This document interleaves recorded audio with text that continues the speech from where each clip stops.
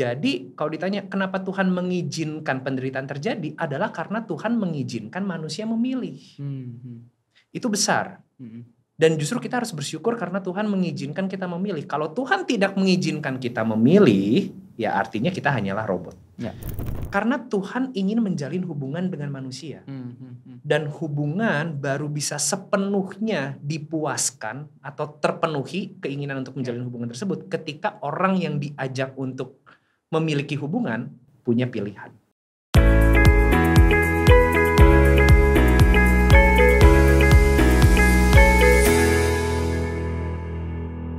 Halo teman-teman semuanya, welcome to Gilgal Podcast bersama dengan aku kembali, Revi Halim. Dan hari ini kita mau belajar kembali supaya setiap dari kita juga bisa upgrade iman, upgrade kehidupan. Sehingga kita juga nantinya bisa dipakai Tuhan semakin luar biasa, jadi garam dan terang buat banyak orang.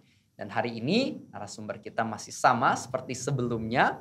Seorang tim pastoral yang luar biasa dari IFGF Bandung, yaitu Pastor Philemon Karis. Halo Pastor Phil. Halo lagi. Nah, jadi 2 sesi yang sebelumnya sih aku merasa udah sangat diberkati, belajar banyak. Puji Tuhan. Nah, di sesi ketiga ini aku dapat banyak pertanyaan, baik dari jemaat maupun orang-orang yang aku temui. Mereka suka bertanya seperti ini, Pastor Philemon. Kalau Tuhan beneran baik, kenapa Tuhan itu mengizinkan atau bahkan membuat banyak penderitaan di atas bumi, termasuk kepada kehidupan mereka mungkin? Ya. Menurut saya itu pertanyaan yang sangat-sangat valid dan normal sekali untuk ditanyakan. Tetapi ya mungkin kalau kita ingin melihat kepada apa yang menjadi alasan di balik penderitaan yang terjadi di sekitar kita, menurut saya pertama hal yang kita bisa sadari adalah bahwa secara firman Tuhan mengatakan bahwa penderitaan ada pertama karena apa? Karena dosa. Gitu. Sebelum ada dosa tidak ada penderitaan. Ya. Sepenuhnya itu adalah Taman Eden, gitu kan. Jadi dosa yang menjadi penyebab bukan selalu Tuhan dan bukan selalu si jahat, tetapi manusia yang jatuh dalam dosa itu pun bisa menyebabkan yang namanya penderitaan. Salah satu contohnya, gitu ya, kalau misalkan kita punya mobil, terkadang tuh kan mobil bisa rusak atau bisa terkena baretan atau harus masuk ke dalam bengkel, itu kan nggak sepenuhnya semua karena kesalahan kita.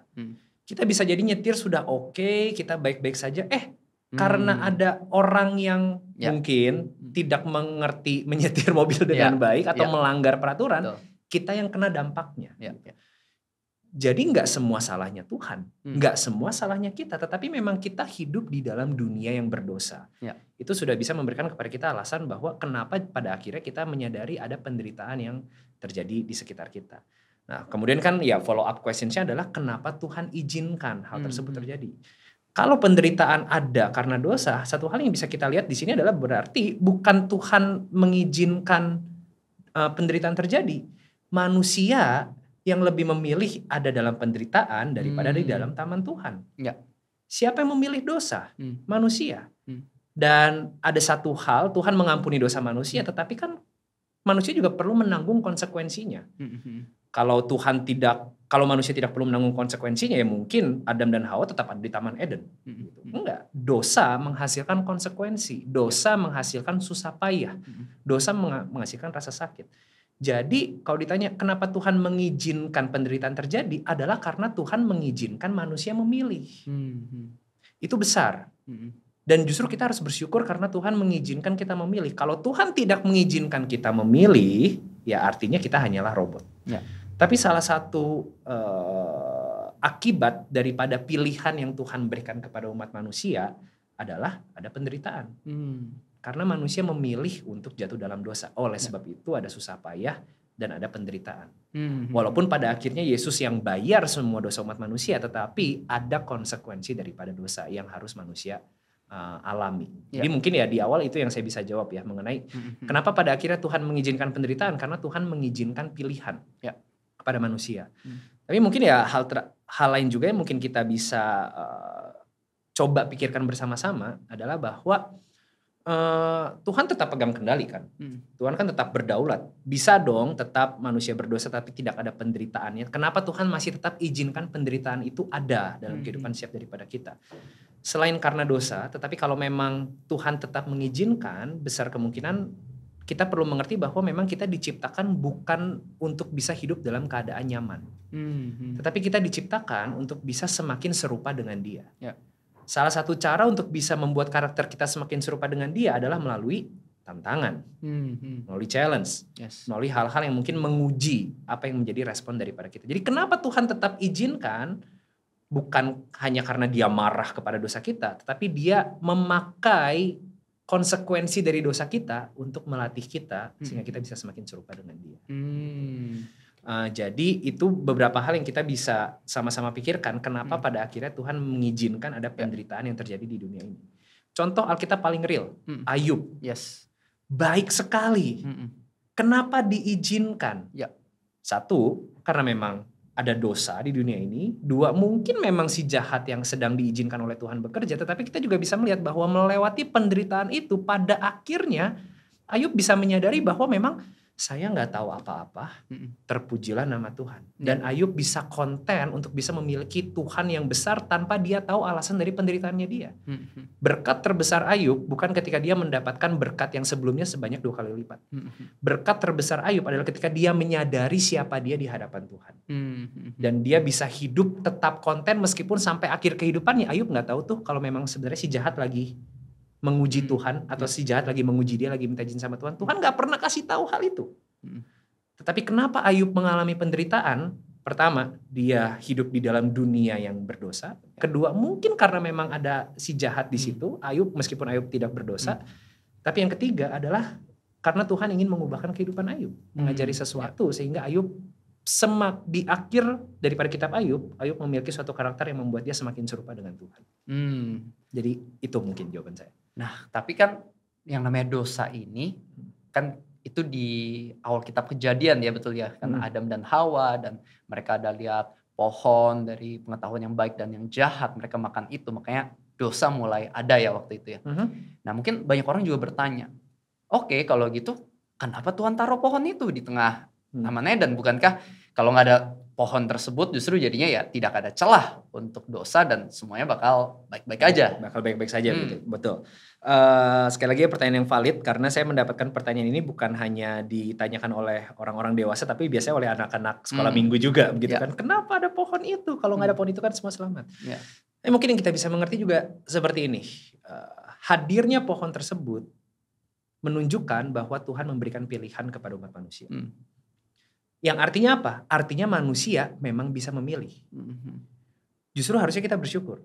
Karena bayangkan kalau tidak ada pilihan yang tersedia bagi manusia, artinya kita hanyalah sebuah robot. Yang Tuhan gak izinkan untuk kita memilih, karena ada resiko kita bisa salah pilih.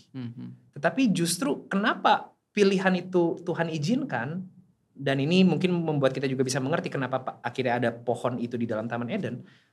Karena Tuhan ingin menjalin hubungan dengan manusia. Dan hubungan baru bisa sepenuhnya dipuaskan atau terpenuhi keinginan untuk menjalin hubungan tersebut ketika orang yang diajak untuk memiliki hubungan punya pilihan. Saya bisa katakan seperti ini. Kasih seperti apa yang tidak teruji. Kita lebih merasa puas dan fulfill ketika kita memiliki hubungan dengan orang lain yang juga punya pilihan untuk menjalin hubungan dengan kita ataupun untuk tidak menjalin hubungan dengan kita. Tapi justru ketika dia memutuskan saya mau menjalin hubungan dengan Anda, kita menjadi senang. Dia bisa sih pilih untuk nggak punya hubungan ini, tapi dia memutuskan untuk memilih punya hubungan ini. Kita jadi merasa puas, kita jadi merasa senang. Keinginan kita untuk memiliki hubungan bisa dipenuhi. Sama halnya dengan Tuhan. Kita nggak akan merasa puas ketika kita hanya memiliki hubungan dengan robot. Nah, hadirnya pohon itu menunjukkan adanya pilihan untuk bisa memenuhi keinginan Tuhan untuk menjalin hubungan dengan manusia. Tanpa adanya pohon itu manusia tidak punya pilihan. Dan bahkan justru kita bisa melihatnya di sini adalah Tuhan rela dengan resiko itu ada agar hubungannya bisa terpenuhi dengan manusia. Ada resiko nih, pilih buah pohon pengetahuan yang baik dan yang jahat, yang kemudian memilih dosa sehingga akhirnya kita semua jatuh di dalam dosa. Tetapi hadirnya pohon tersebut menunjukkan bahwa saya bisa katakan seperti ini. Tuhan menghormati kita.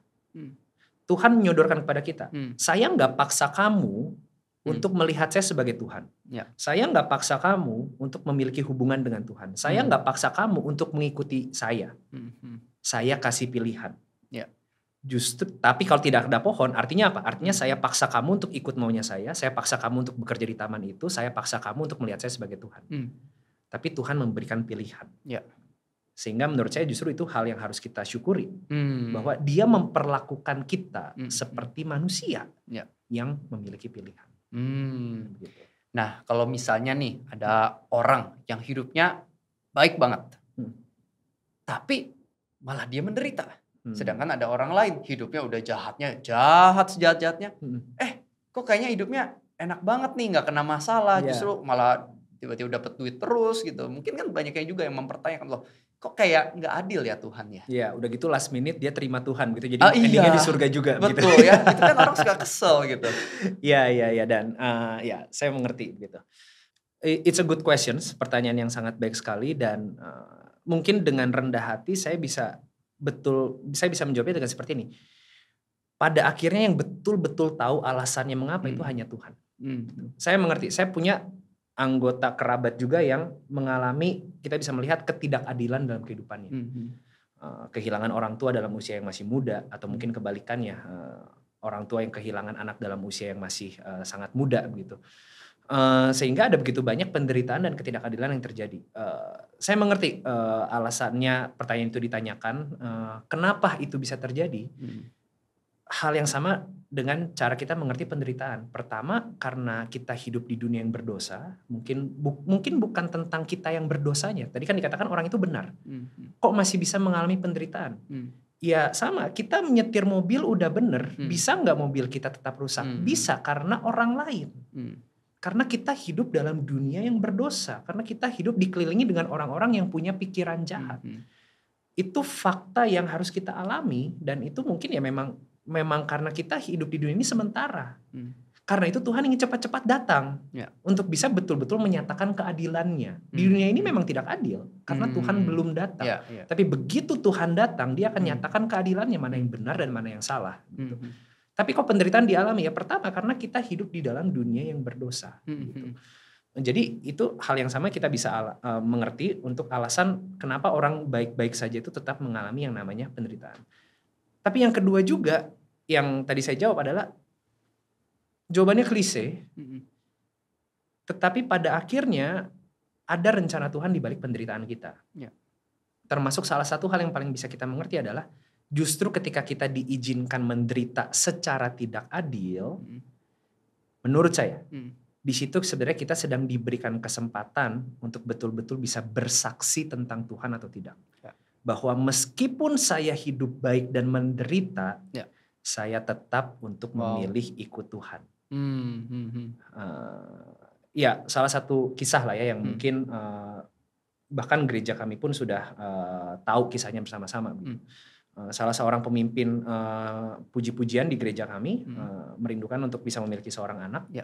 Sudah berdoa untuk bisa mendapatkan seorang anak selama 10 tahun menunggu dan kita berdoa dan kita semua sebagai gereja juga rindu untuk dia juga bisa mendapatkan keturunan tersebut. Tetapi setelah 10 tahun tersebut akhirnya dia mendapatkan keturunan. Mendapatkan keturunan, kita semua bahagia, hanya saja ada kelainan dari bayi tersebut. Dan ada kelainan di jantungnya sehingga pilihan yang sulit untuk bisa diambil apakah harus masuk ke rumah sakit, operasi atau tidak. Tapi pada akhirnya long story short, akhirnya kita senang karena mereka bisa mendapatkan seorang anak, tetapi mereka hanya diberikan waktu 6 bulan saja untuk menjadi orang tua. Mereka harus kehilangan bayi tersebut. Sekarang, kalau mereka sebagai orang tua pun, ada masa-masa di mana mereka bahkan bertanya kepada teman-teman dan kepada gereja juga. Kenapa ini diizinkan? Saya sudah melayani, saya hidup ikut Tuhan, saya hidup gak aneh, saya minta Tuhan kasih dan diizinkan untuk diambil lagi. Bahkan salah satu yang pernah ditanyakan adalah kenapa saya cuma diizinkan jadi ayah selama 6 bulan saja. Kalau itu ditanyakan kepada saya pribadi, saya gak bisa jawab. Saya nggak tahu, tapi yang saya sangat syukuri dan di sini yang saya bisa melihat bahwa kadang penderitaan itu memberikan kesempatan untuk kita bisa menghidupi panggilan kita. Mereka nggak quit pelayanan, mereka tetap melayani, Bahkan di dalam ibadah kedukaannya, lagu yang dinyanyikan di situ berdasarkan permintaan daripada mereka adalah the goodness of God. Bahwa meskipun saya nggak mengerti, saya tetap beriman Tuhan itu baik. Nah, menurut saya kesempatan untuk bisa berbicara dengan kencang seperti itu sekarang hanya dimiliki oleh mereka. Sekarang setiap kali mereka memimpin puji-pujian dan liriknya berkata bahwa Tuhan itu baik, gitu, the goodness of God, gak ada yang bisa ngomong sekeras mereka. Tidak ada yang bisa berbicara hal tersebut dengan dampak yang besar seperti mereka. Di balik penderitaan pasti ada panggilan. Di balik kita nggak ngerti. Kalau kita terus-menerus mencari alasannya, Ayub sampai akhir kehidupannya pun nggak tahu alasannya tuh apa. Kenapa Ayub kehilangan semua keluarganya, kecuali istrinya. Yang kalau kita lihat dari firman Tuhan menyebalkan pula. Iya betul, repot ya. Justru yang nggak hilang tuh istrinya. Iya. Mending istri yang hilang ya gitu ya. Ayub pun nggak tahu sampai akhirnya. Sehingga mungkin saya dengan penuh kerendahan hati, kalau teman-teman ada yang mengalami penderitaan, saya bisa katakan saya nggak tahu. Kita pastoral team pada saat itu, kita nggak bisa jawab apa-apa. Selain ikut bisa berduka bersama-sama dengan mereka. Tapi justru di balik dari penderitaan yang kita tidak tahu, di situ ada kesempatan untuk kita mau menjadi alatnya Tuhan atau tidak. Dengan cara yang mungkin berbeda dibandingkan dengan orang yang lain. Banyak orang yang datang kepada saya juga, itu hanya salah satu contoh kasus dari banyak kasus yang saya pernah dengar. Gitu. Banyak orang yang datang untuk bertanya apa alasannya, saya jawab, saya nggak tahu. Tetapi selalu ada kesempatan untuk bisa dipakai Tuhan di balik daripada penderitaan yang dialami.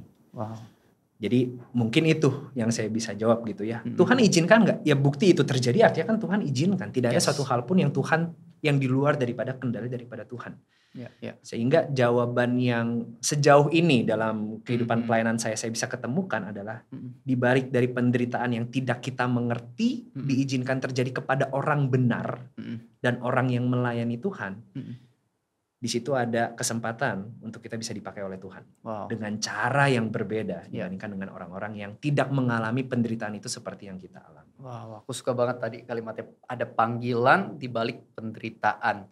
Nah, kalau misalnya nih ada teman kita, anggota keluarga atau mungkin jemaat yang hari ini lagi punya duka cita yang besar karena satu dan lain hal terjadi dalam hidup mereka atau keluarga mereka. Kita sebagai teman, mentor, kira-kira apa ya hal terbaik yang perlu kita lakukan? Karena kadang mungkin bingung juga nih. Kalau ada teman lagi penderita, what should we do? Iya, ya memang bukanlah suatu hal yang mudah. Tetapi bahkan terutama kalau memang teman kita sudah kenal Tuhan dan dia juga memiliki perjalanan pribadi dengan Tuhan. Terkadang yang mereka butuhkan adalah seorang teman yang bisa hadir. Untuk bisa berjalan bersama-sama dengan dia. Tidak semua pertanyaan yang diajukan kepada kita itu sifatnya itu intelektual. Terkadang sifatnya itu adalah emosi, perasaan.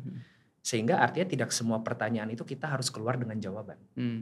Ketika ada anggota dari teman saya juga yang menderita dan dia mengajukan pertanyaan yang serupa, kenapa Tuhan izinkan ini terjadi? Saya tahu di balik dari pertanyaan itu kan sebenarnya kan bukan soal logikanya. Dia nggak lagi ingin tahu kenapa Tuhan izinkan itu terjadi. Dia tahu jawabannya bahwa Tuhan memang mengizinkan. Dan bahkan terkadang mungkin dia juga sudah tahu kenapa diizinkan terjadi. Karena kita tinggal di dunia yang berdosa, karena Tuhan memiliki rencana. Ujung-ujungnya pasti baik, dia tahu itu semua. Tetapi kan sebenarnya pertanyaan itu dilontarkan keluar dari emosi. Justru jawaban yang tepat adalah, saya nggak tahu, tapi saya mau ada. Untuk bisa berjalan bersama-sama. Saya nggak tahu maksudnya Tuhan apa, tapi saya yakin Tuhan baik dan saya mau untuk bisa ada, untuk bisa berjalan bersama-sama dalam hal ini. Justru jawaban saya nggak tahu itu lebih menjawab secara emosi, menurut saya, dibandingkan secara intelektual, karena memang bukan intelektual. Tidak selalu yang dibutuhkan itu kan pemahaman, tapi terkadang yang dibutuhkan adalah support secara emosi, kehadiran, dan untuk menyadari bahwa ada orang juga yang sama-sama bingungnya dengan dia. Saya nggak tahu. Saya punya iman, tapi saya nggak tahu. Mari berjuang dalam iman bersama-sama. Mari ada dalam pertandingan iman ini bersama-sama. Saya mungkin nggak kasih jawabannya karena saya nggak betul-betul merasakan juga apa yang kamu rasakan. Tapi saya ada di sini. Dan saya siap kapanpun kamu membutuhkan bantuan saya. Saya akan selalu bantu dengan sebisa saya. Dan berdoa bagi dia itu terkadang lebih bisa membantu daripada memberikan jawaban. Dan ya selalu ada, meskipun mungkin terkadang dia gak suka dengan Tuhan, ada masa-masa di mana dia mungkin mundur dari Tuhan, ya hadirnya kita justru itu jauh lebih dibutuhkan daripada sekedar jawaban yang bisa kita berikan. Wow, itu jawaban yang bagus dan keren banget ya. The Ministry of Presence, yang penting hadir buat dia. Nah, Pastor Philemon, karena kita sudah selesai, boleh gak aku minta satu pesan terakhir buat audiens kita hari ini? Silahkan. Ya, mungkin pesan terakhir atau kalau saya bisa simpulkan dari pembahasan kita dalam podcast ini adalah, kalau saudara mengalami penderitaan, sadari bahwa selalu ada kesempatan untuk bisa menjadi saksi Tuhan di tengah-tengah penderitaan yang saudara mungkin diizinkan untuk mengalami. Kalau kita balik kepada kisah Ayub, saya teringat mengenai hal ini. Kita bisa melihat di sini bahwa sebenarnya skenarionya untuk si jahat ketika dia minta supaya Ayub bisa dicobai, itu win-win. Si jahat mungkin bisa melihat ada dua kemungkinan saja yang terjadi. Yang pertama adalah Ayub mengutuki Tuhan, si jahat menang. Atau yang kedua, mungkin Ayub tidak mengutuki Tuhan, tetapi si jahat tetap menang karena Ayub menderita. Tetapi ada hal ketiga yang si jahat tidak sadari, adalah bahwa Ayub tetap memuji Tuhan. Itu di luar daripada skenario si jahat. Ketika Ayub berkata bahwa Tuhan yang memberi, Tuhan yang mengambil, terpujilah nama Tuhan. Itu di luar daripada skenario si jahat, itu yang menaklukkan si jahat. Dan saya nggak tahu apa yang mungkin penderitaan yang mungkin saudara sedang alami. Saya berdoa bagi saudara untuk bisa ada dalam pertandingan iman saudara. Tapi selalu sadari bahwa di tengah-tengah penderitaan selalu ada kesempatan untuk menceritakan kebaikan Tuhan dalam kehidupan kita. Mungkin itu aja. Yes, maka itu Rasul Paulus mengatakan pada Roma 8 ayat 18 bahwa penderitaan zaman sekarang ini gak bisa dibandingkan dengan kemuliaan yang akan dinyatakan kepada kita. Memang ada penderitaan ketika kita ada di atas bumi, tapi ketahuilah ujungnya ada kerajaan surga bagi kita yang hidup di dalam Yesus Kristus. Maka itu kita punya yang namanya hope, kita punya yang namanya harapan. Maka itu apapun penderitaan yang kita lewati hari ini, janganlah kita meninggalkan Tuhan. Kita percaya, melangkah, percaya Tuhan punya rencana yang besar lewat kehidupan setiap dari kita. Oke, itu aja untuk sesi kita hari ini. Buat teman-teman yang belum subscribe, jangan lupa klik tombol subscribe-nya, bunyikan tombol loncengnya, sehingga setiap kali ada update terbaru, teman-teman bisa tahu, bisa mengikuti, dan teman-teman juga bisa diberkati oleh setiap sesi yang ada. Itu saja buat hari ini. God bless you and see you next time. Bye-bye.